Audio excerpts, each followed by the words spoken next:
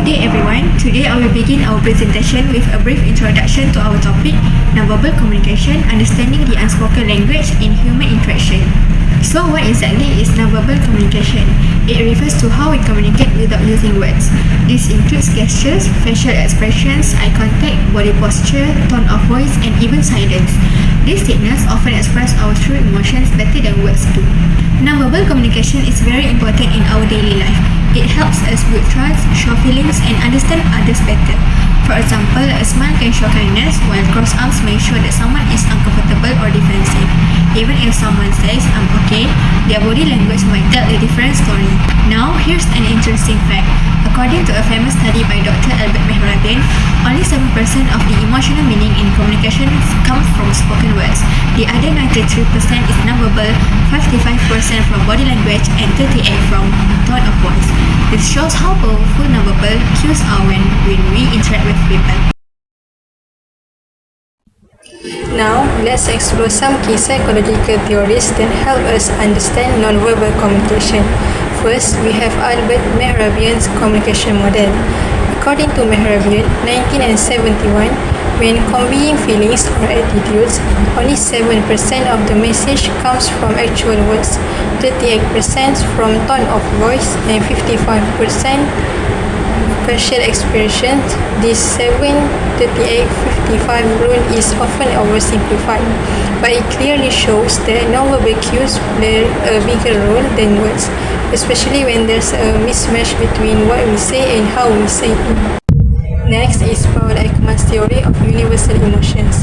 Ekman and Friesen identified 6 basic emotions: happiness, sadness, anger, fear, surprise, and disgust that are recognized globally through facial expressions. These expressions are believed to be biologically hardwired, helping people communicate emotions across cultures, instantly an evolutionary advantage.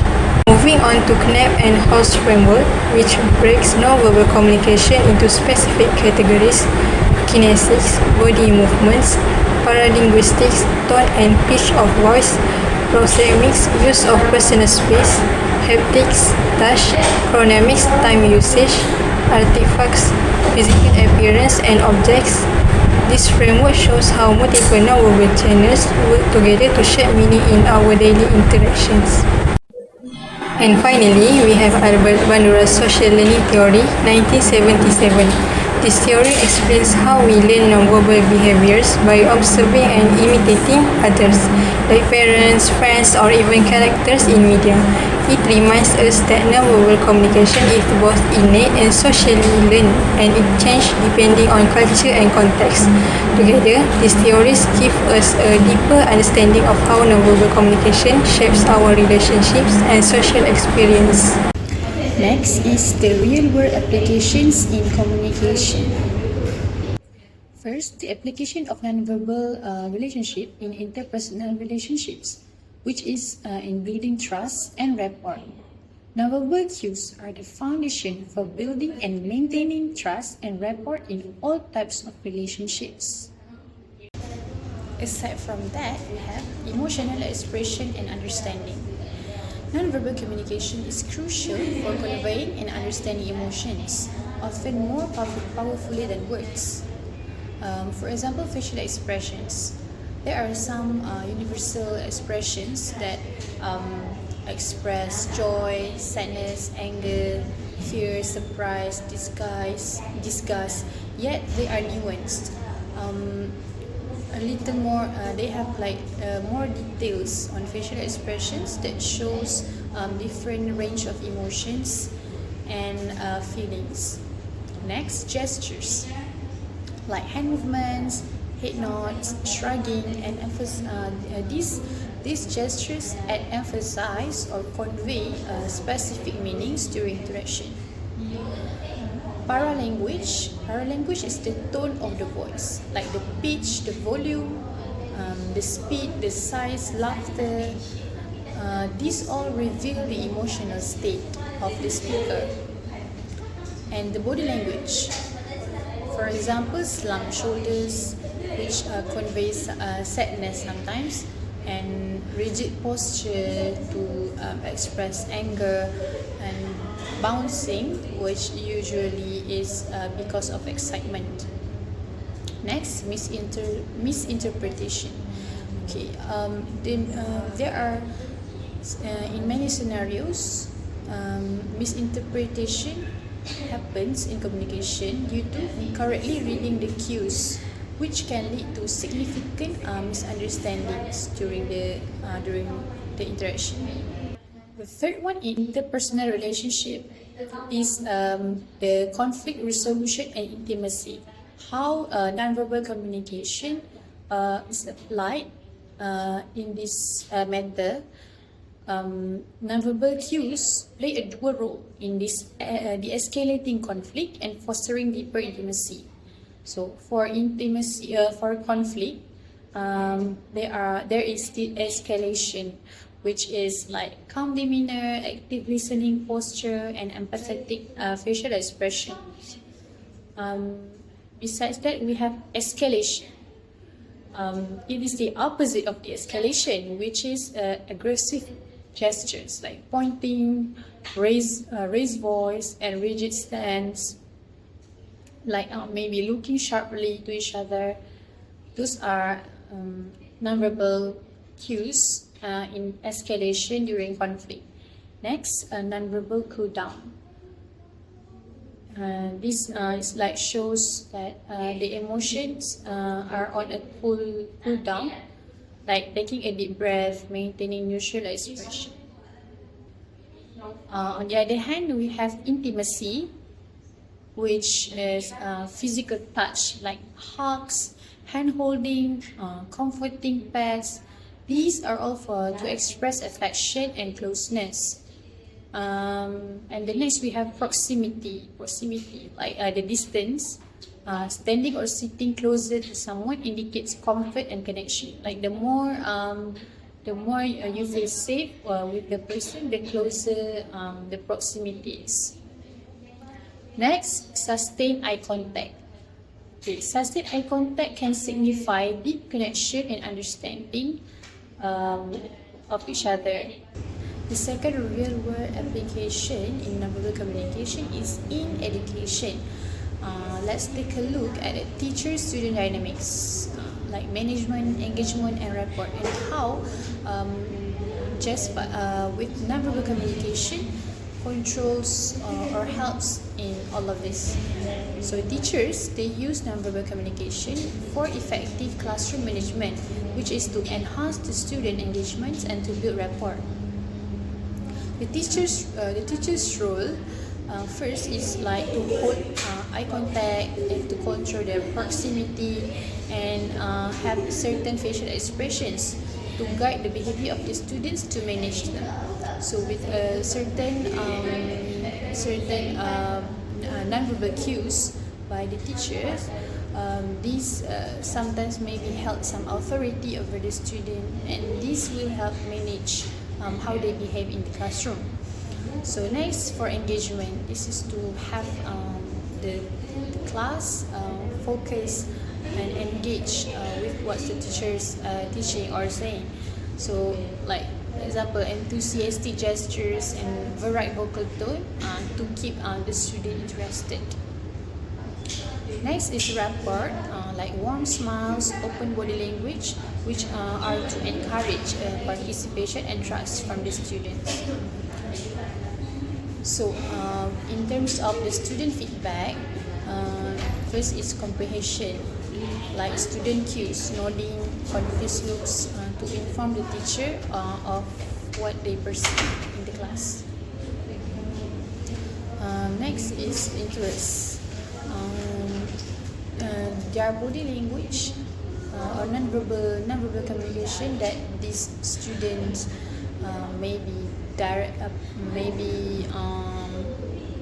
deliberately or not deliberately do will show how much they are interested in the class.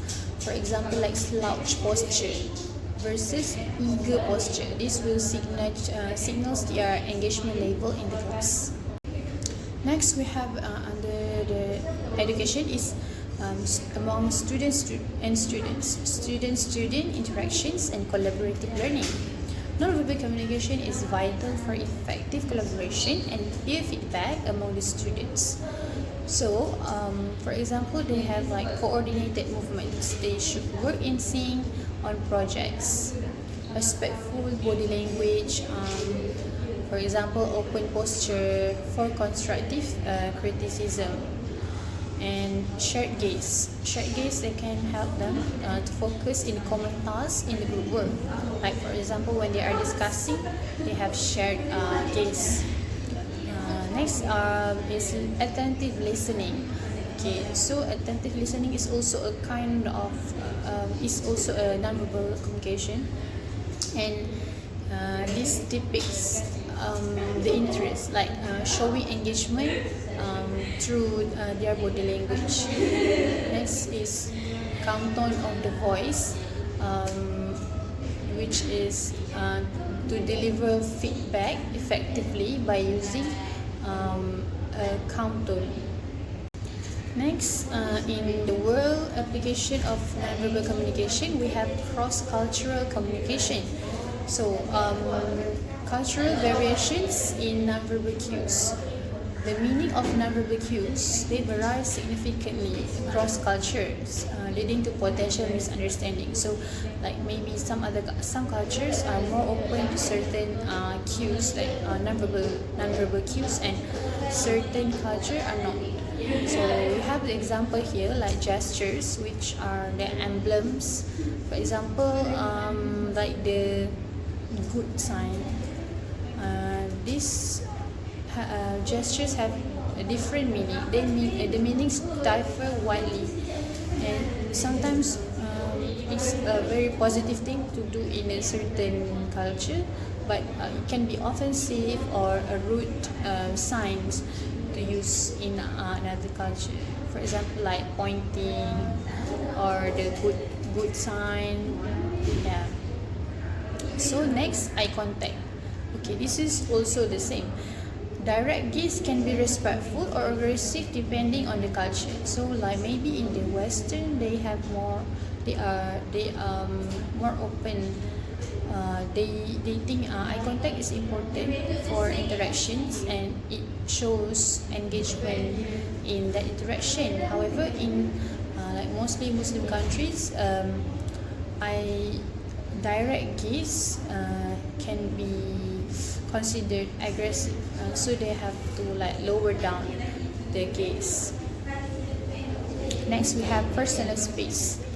Okay, comfortable distance, it varies greatly. Also, it also differs, depends on the person, but it also depends on their cultural backgrounds and where they come from.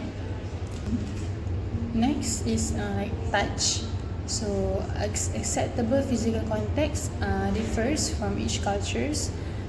For example, handshakes and cheek kisses. Some countries, they when they meet, they do handshakes, but like in Islamic countries, Islamic culture, they don't. If it's an opposite gender, they don't touch each other. And like in Western, mostly friends or acquaintances, they meet, they do the cheek kisses to show good relationship. However, this is not common, and is not acceptable. It's too invasive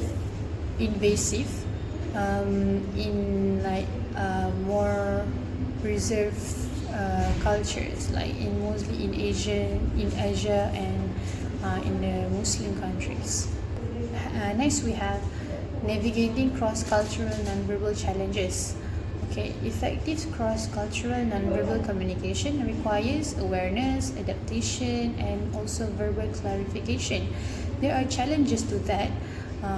Challenges to cross-cultural nonverbal communication. So first is misinterpretation. Misinterpretation is usually because of assumption. So they are like people assuming universal meanings. Like for example, certain gestures, they think it's applied the same to every culture, but it actually differs.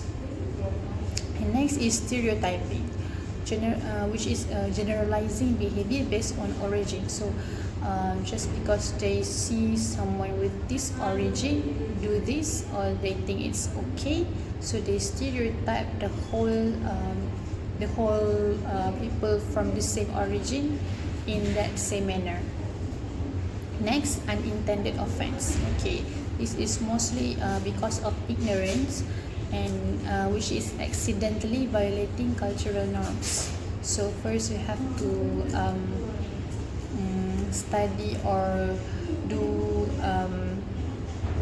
research before communicating, before involving in cross-cultural communication. So for the strategies, first we need to have cultural sensitivity, which is recognizing and respecting diverse norms. Next is observation and adaptation. First observe, research, observe, and then adjust to one's own behavior. Adjust your own behavior towards the local cues or the place that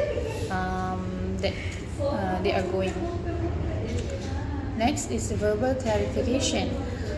This is asking questions or explicitly stating intentions when unsure.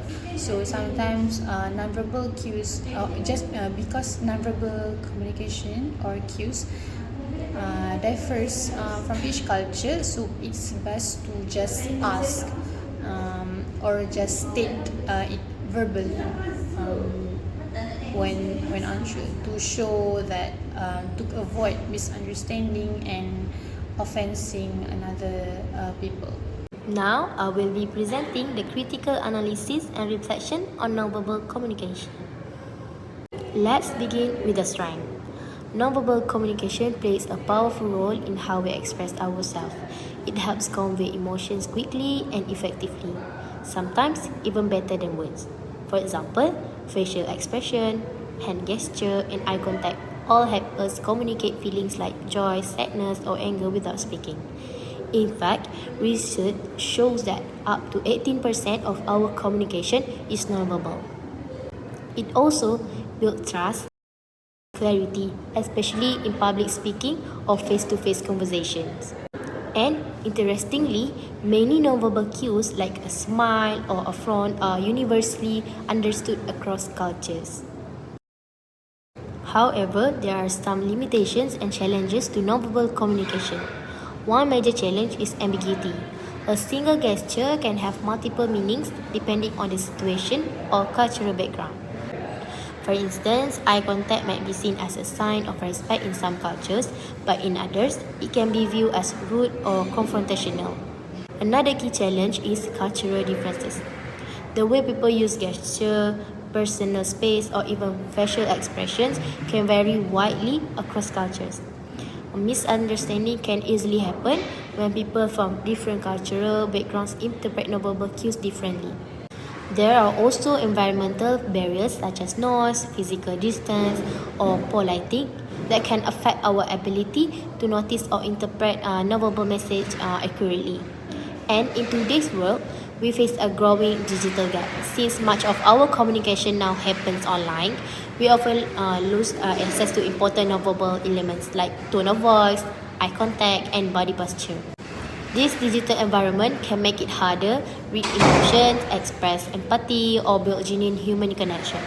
So, while nonverbal communication is powerful, these challenges remind us to stay aware of the context and limitation involved. Now, looking at it critically, even though people often believe that body language is easy to read, studies show it's not always reliable. Some gestures, like folded arms, can have many meanings. So, assuming someone's feeling just from their body language might lead to wrong conclusion. Also, frequent digital users may believe they are good at reading emotions, but research suggests that their nonverbal sensitivity may actually be declining. Digital communication has changed how we express ourselves nonverbally. We now use emojis, GIFs, and stickers to show feelings in text and chat. These tools are fun, but they can sometimes oversimplify complex emotions. And there are also something called digital body language, like how fast we reply or whether we use full stops. People use this to gauge someone's mood or interest, but it can often cause misunderstanding, especially in online dating or friendships. Another issue is that without real-time feedback, like tones or facial expression, it's harder to show empathy online. However, technology like video calls and even haptic feedback is helping to bring some of these nonverbal cues back into digital space. Next, conclusion and group insight. Beyond spoken words, nonverbal communication is an essential part of human contact that is crucial for navigating social situations, expressing emotions, and forming relationships. The psychological foundations and cultural aspects of nonverbal cues are demonstrated by theories like Bandura's social learning theory, Ekman's universal emotions, and Mehrabian's model. Its practical applications in fields like cross-cultural communication, education, and interpersonal interactions show how important it is in the real world. However, nonverbal communication has drawbacks as well, especially when it comes to ambiguity and cultural misinterpretation, and its efficacy is becoming more and more problematic in digital contexts. Notwithstanding these difficulties, nonverbal communication is still essential for expressing emotional genuineness and promoting closer interpersonal relationships. Together, we came to the realization that although we frequently use words to communicate in our daily lives, a large portion of our understanding and how we are understood are derived from nonverbal clues. Our understanding of this significance and intricacy of facial expressions, tone of voice, and body language has grown as a result of this effort. We also acknowledge the significance of cultural awareness, particularly when interpreting expressions or gesture that may vary throughout cultures. Furthermore, talking about digital communication made us conscious of how technology is altering our emotional connections and occasionally detracting from the depth of engagement. All things considered, we discovered that effective and meaningful involvement in academic, professionals, and personal context requires a mastery of both verbal and nonverbal communication.